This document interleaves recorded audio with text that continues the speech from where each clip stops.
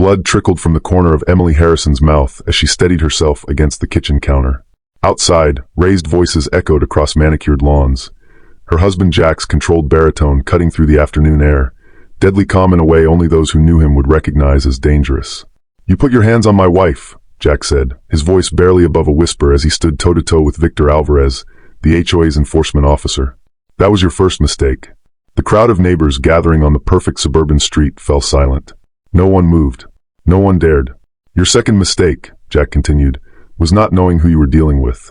Jack Harrison hadn't wanted conflict when they'd moved to Oakwood Estates 6 months ago.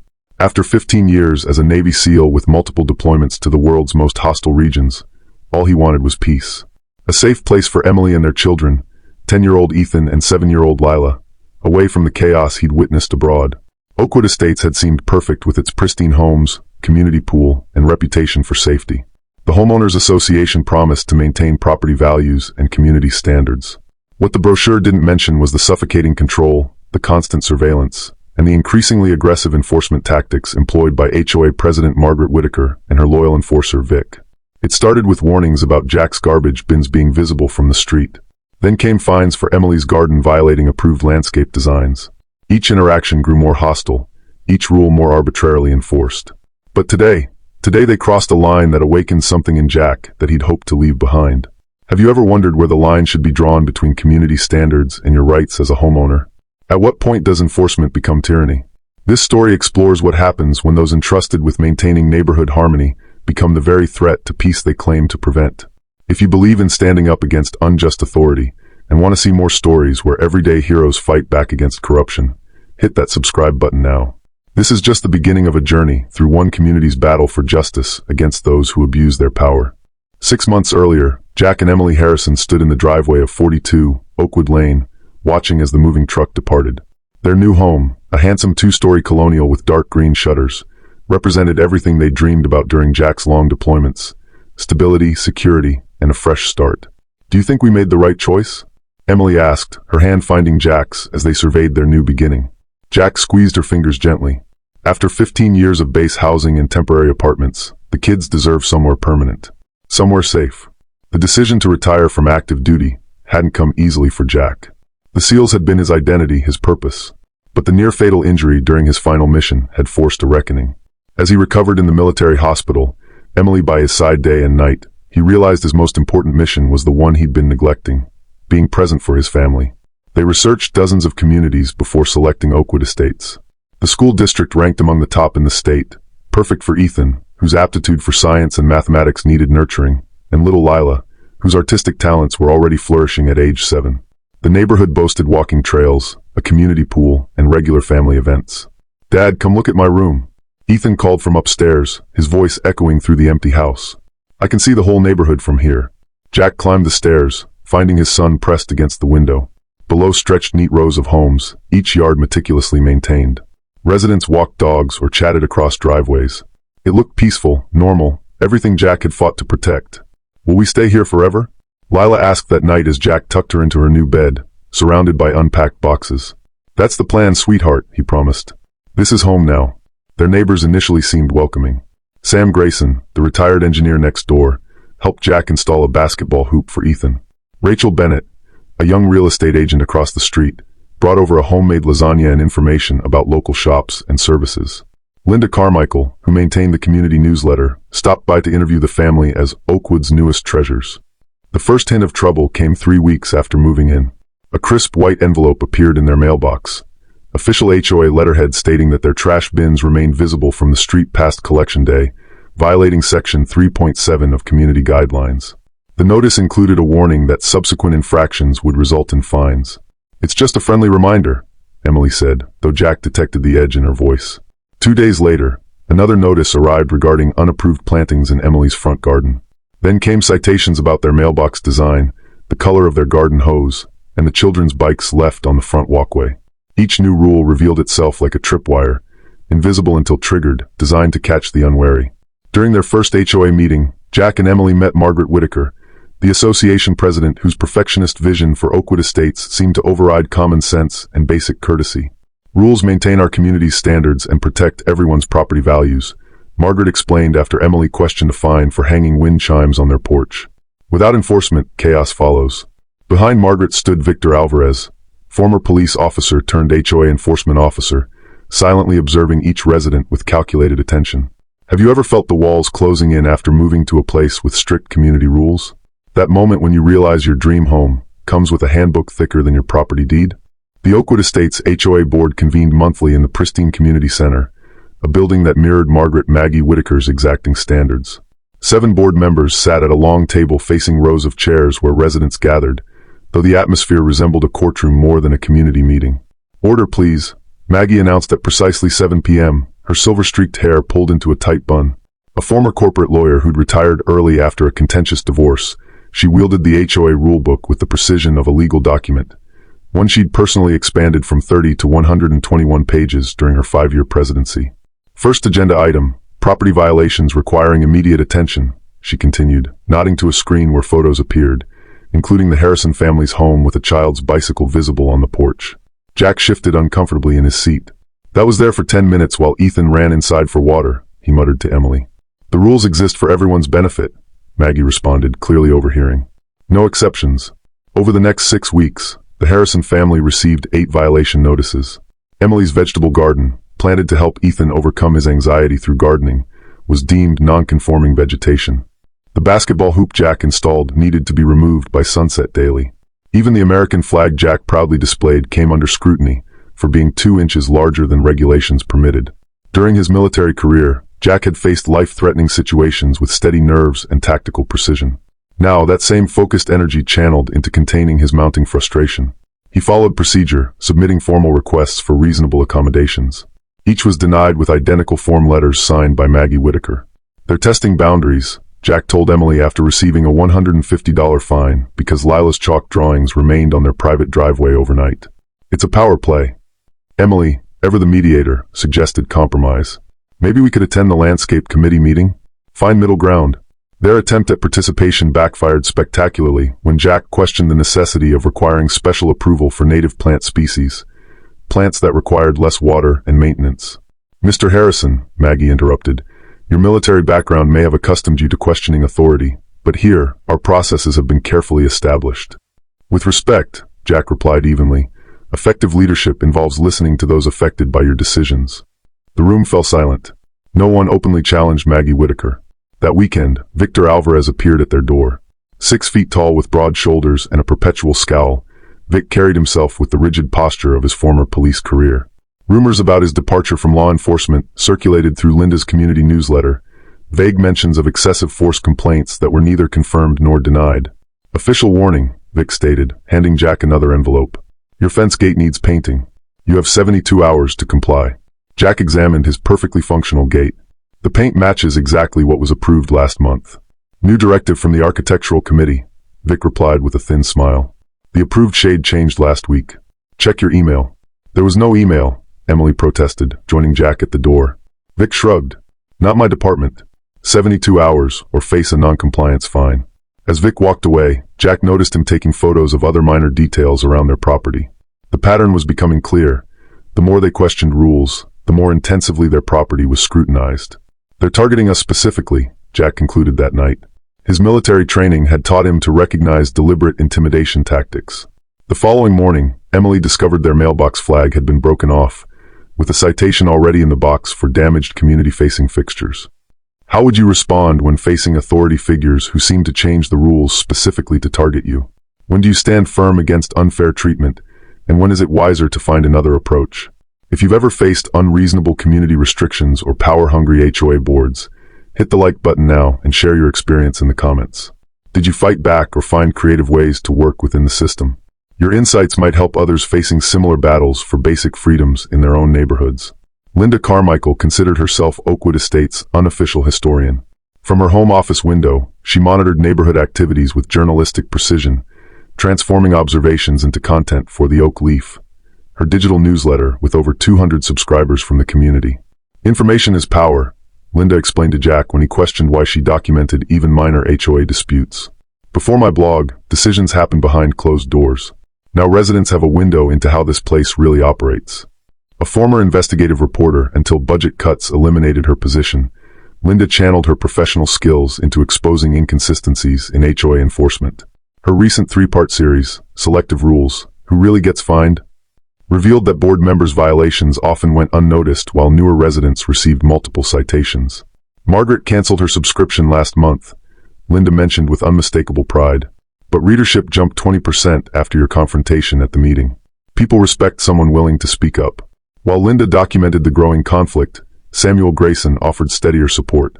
The retired engineer lived alone in a craftsman bungalow adjacent to the Harrisons, spending hours in his meticulous workshop creating handcrafted wooden toys.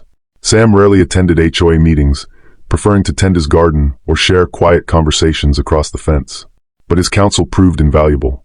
"Been here 15 years, Sam told Jack one evening as they repaired Ethan's bicycle. "Seen 3 HOA presidents come and go. Margaret's the worst, turns neighbors against each other with all these rules." Sam slid a folder across his workbench. Original HOA bylaws from when the community was founded. "Notice anything?" Jack flipped through the slim document. "It's only 12 pages. "Exactly. The rest is Margaret's creation. Most residents don't know which rules are legitimate and which she invented." Across the street, Rachel Bennett's frequent gatherings became neutral ground where frustrated residents could voice concerns. As a successful real estate agent who'd sold many homes in Oakwood Estates, Rachel understood the balance between maintaining standards and respecting homeowners' rights. "My clients choose this neighborhood for the beautiful surroundings and sense of community," Rachel explained during one of her famous garden parties. "Not to be micromanaged about what color their mailbox flag should be." Her professional connections and natural charm made her influential among residents. When Rachel questioned a rule, others listened. When she organized a community cleanup day without HOA approval, 40 homeowners participated despite Maggie's objections. Gradually, alliances formed. Sam quietly researched HOA laws, providing information Linda transformed into accessible articles. Rachel's social events created spaces where neighbors could safely discuss grievances. Even elderly Mrs. Chun, who'd received fines for her excessive holiday decorations, began attending strategy meetings hosted in the Harrisons' backyard. For the first time, Maggie's grip on the community faced genuine opposition, not just from Jack's direct challenges, but from a growing coalition of residents tired of constant surveillance and arbitrary enforcement. Do you recognize these types in your own community? The observer who documents everything, the quiet, wise advisor, or the social connector who brings people together against common problems? The confrontation occurred on a sunny Tuesday afternoon. Emily had spent the morning planting flowers with Lila, native species that attracted butterflies and required minimal water. Though their backyard garden remained technically within HOA jurisdiction, Emily hoped the environmental benefits might outweigh rule violations. She was kneeling by the flower bed when shadows fell across the garden. Looking up, she found Vic Alvarez standing with 2 other HOA committee members, cameras in hand, documenting her work. "Excuse me," Emily said, rising to her feet. "This is private property. You can't just enter our backyard without permission." Vic consulted his clipboard. Section 8.3 permits inspection of visible areas for compliance purposes. "These plantings weren't approved. They're in our backyard, not visible from the street," Emily countered. "And we submitted the landscaping form 3 weeks ago." "Denied," Vic stated flatly. "You'll need to remove these by tomorrow." Emily stood her ground. "Show me where in the bylaws it says native plants are prohibited in private backyards." The exchange grew increasingly heated as neighbors began to notice. Linda Carmichael appeared with her ever-present notepad. Sam stepped onto his porch, watching carefully. Rachel paused her jog, smartphone in hand. "Mrs. Harrison, your continued resistance to community standards is becoming problematic," Vic said, stepping closer. "Perhaps your husband's influence is encouraging this defiance." "Leave my husband out of this," Emily replied. "This is about reasonable application of rules that—" Vic cut her off with a dismissive wave, turning to the other committee members. "Document everything. Full violation report." When Emily stepped forward to block their path to the butterfly garden she'd created with Lila, Vic's hand shot out, shoving her aside with enough force to send her stumbling backward. She lost her balance, falling against the stone garden edging, striking her face. The sharp crack of her head hitting stone silenced the yard. Blood trickled from Emily's lip as she tried to regain her footing. Lila screamed from the back door, the child's cry cutting through the sudden stillness. "Mom!" Lila bolted toward her mother as Emily touched her bleeding mouth in disbelief. What happened next unfolded with military precision. Jack, who'd been in the garage, emerged at his daughter's scream. He took in the scene, Emily bleeding, Lila crying, Vic standing over them, and moved with controlled purpose. "Lila, take Mom inside," Jack instructed calmly, his voice betraying none of the cold fury building within him. The little girl helped her mother to her feet, as Jack stepped between them and the HOA representatives. "You put your hands on my wife," Jack said, his voice barely above a whisper. "She was interfering with official HOA business," Vic responded, though he took an involuntary step back, something in Jack's eyes triggering his self-preservation instinct. "Technically that's—" "You put your hands on my wife," Jack repeated, closing the distance. "In front of my child. On my property." By now, a crowd had gathered along the property line. Linda furiously took notes while Rachel openly recorded the confrontation on her phone. Sam had moved closer, positioning himself between the scene and young Lila, who watched wide-eyed from the back door. "This is assault," Jack stated clearly, loud enough for everyone to hear. "Not enforcement. Not rule compliance. Assault." Vic's hand moved toward his pocket, a reflexive action from his law enforcement days, but Jack's gaze stopped him cold. "I wouldn't," Jack advised quietly. The words carried weight beyond their simplicity. "What would you do if someone physically assaulted your spouse over something as trivial as garden plants? How far would you go to protect your family from those abusing their authority? If you know someone facing bullying or harassment from their HOA or community board, share this video. They need to know they're not alone in fighting back against those who misuse power entrusted to them." Emily sat at the kitchen table as Jack gently applied an ice pack to her swollen lip. The physical damage was minimal, a cut lip, bruised cheek, and scraped palms, but the emotional impact ran deeper. Her hands trembled slightly as she documented her injuries on her phone. "I never thought it would go this far," she whispered. "Over flowers, Jack. Butterfly-friendly flowers." In the living room, Ethan comforted his sister, both children shaken by what they'd witnessed. The home that was meant to be their sanctuary now felt violated. "We're going to handle this properly," Jack assured Emily, his voice calm despite the cold calculation taking place behind his eyes. 15 years of military operations had taught him that emotional reactions, while satisfying in the moment, rarely achieved optimal outcomes.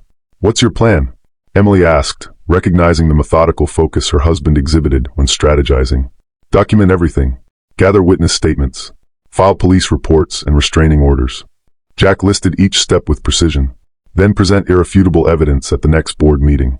While the Harrisons documented the assault, Maggie Whitaker called an emergency HOA board meeting. By evening, an official email circulated to all residents.